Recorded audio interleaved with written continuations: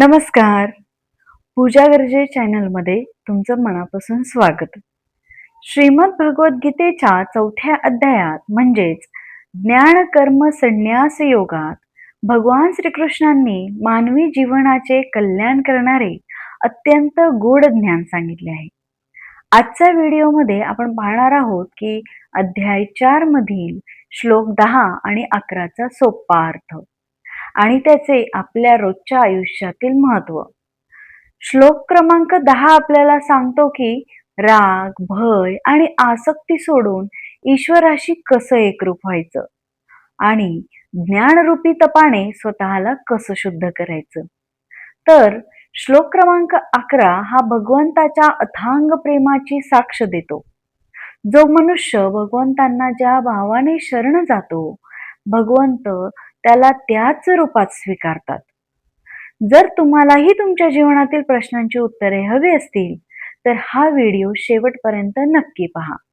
Video आवडल्यास व्हिडिओला like, share आणि सबस्क्राईब नक्की करा. चला तर मग आजच्या या सुंदर प्रवासाला सुरुवात करूया. मी तुम्हाला ऐकवत आहे भगवद्गीता. भगवद्गीतेतील अध्याय 4 ज्ञान कर्म संन्यास योग. श्लोक क्रमांक 10.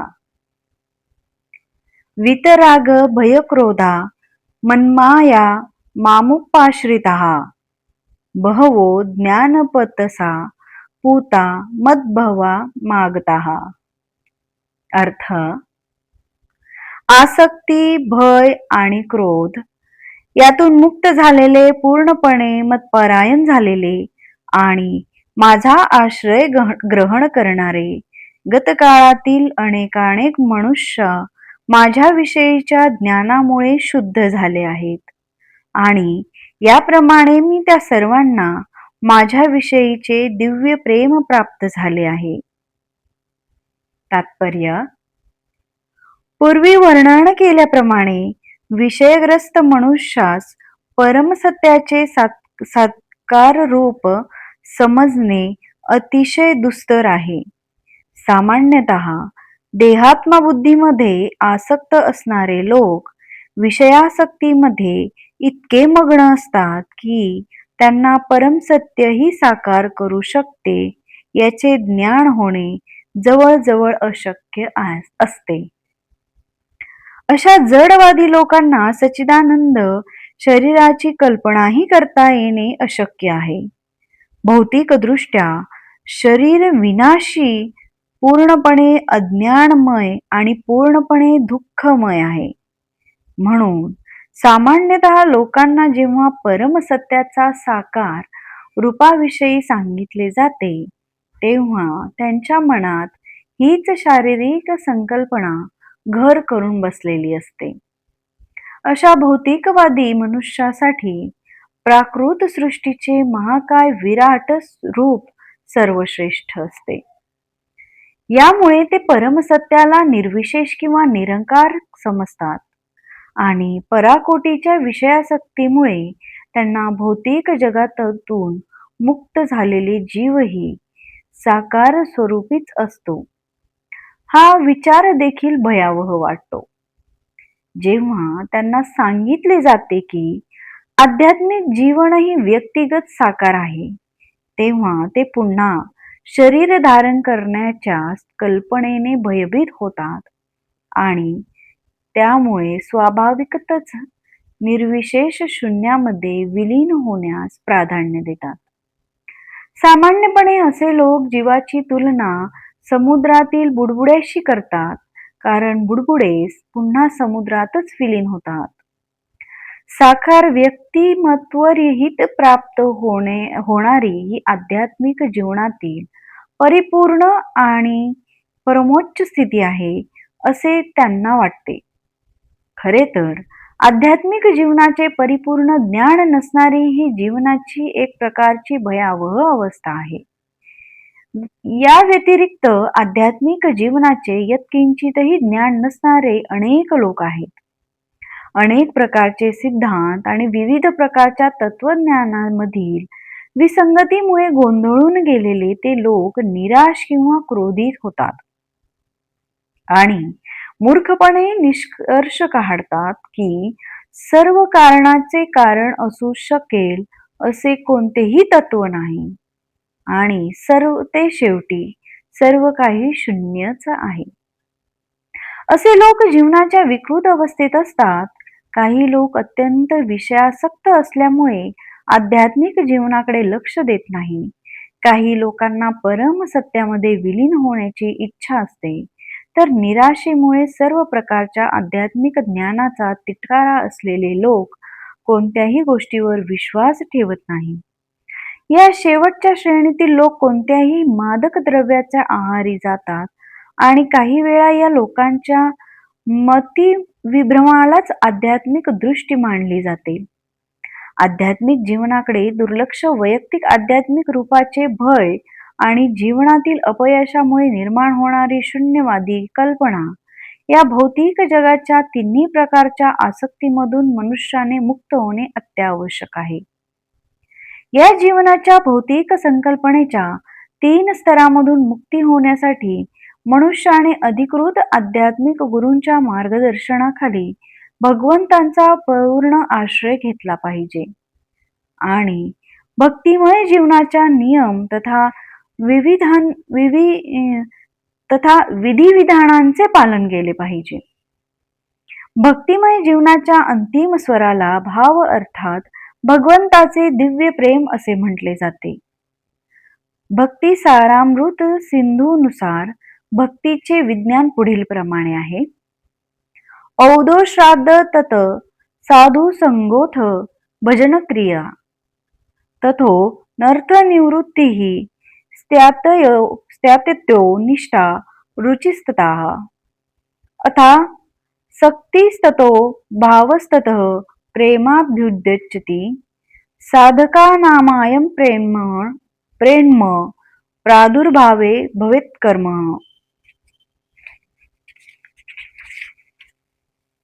प्रारंभी मनुष्याला आत्मसाक्षात्काराची इच्छा असणे आवश्यक आहे.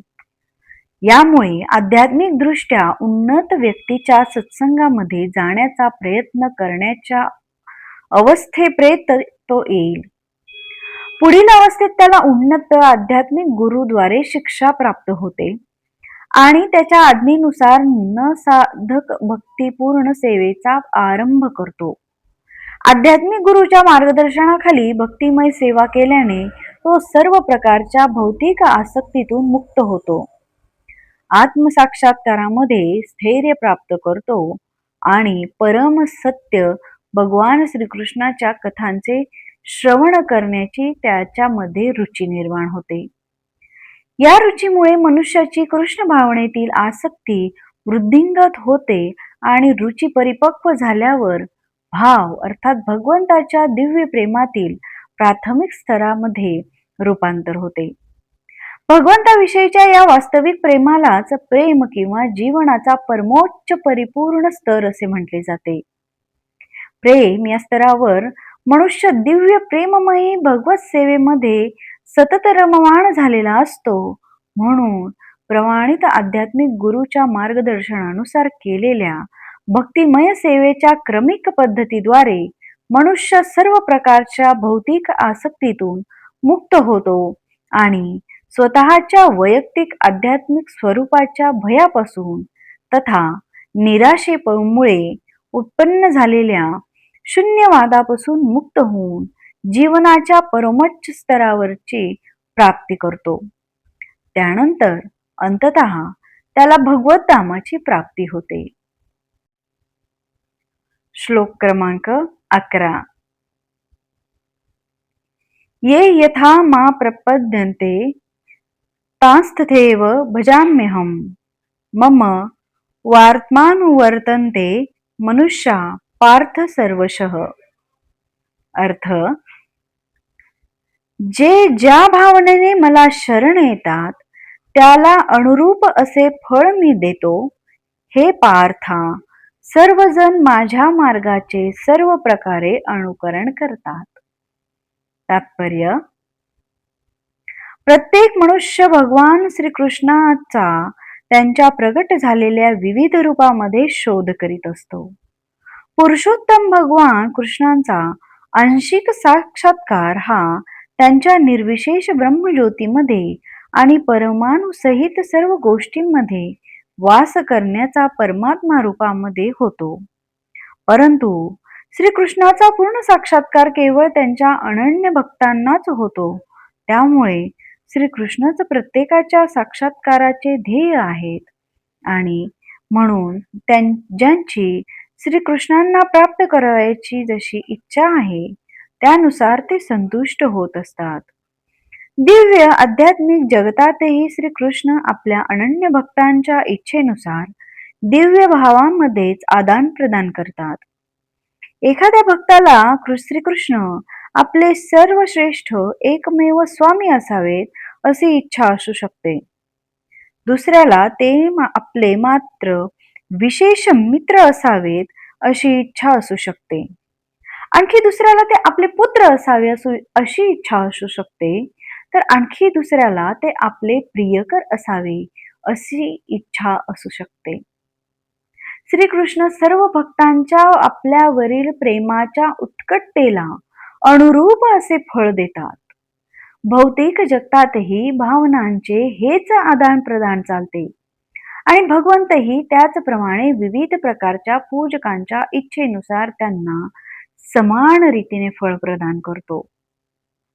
विशुद्ध भक्त भूतलावर तसेच दिव्यधामांमध्येही भगवंताशी व्यक्तिशः सहवास करतात आणि साक्षात त्यांची सेवा करून प्रेममयी सेवेद्वारे दिव्य आनंद प्राप्त करतात. जे निर्विशेषवादी आहेत आणि ज्यांना जीवाच्या स्वतंत्र अस्तित्वाचा विनाश करून आध्यात्मिक दृष्ट्या आत्महत्या करावयाची आहे त्यांनाही श्रीकृष्ण आपल्या तेजामध्ये म्हणजे ब्रह्मज्योतीमध्ये विलीन करून घेऊन साह्य करतात. असे निर्विशेषवादी हे भगवंताच्या शाश्वत आनंदमयी स्वरूपाचा स्वीकार करीत नाही, म्हणून स्वतःचे स्वतंत्र अस्तित्व गमावल्यामुळे ते भगवंताच्या साक्षात दिव्य सेवेद्वारे प्राप्त होणाऱ्या आनंदाचा आस्वादन करू शकत नाहीत. त्यांच्यापैकी जे निर्विशेष ब्रह्मज्योतीमध्ये दृढपणे स्थित झालेले नसतात ते आपल्या कर्म करण्याच्या सुप्त कामना व्यक्त करण्यासाठी पुन्हा भौतिक जगतात येतात.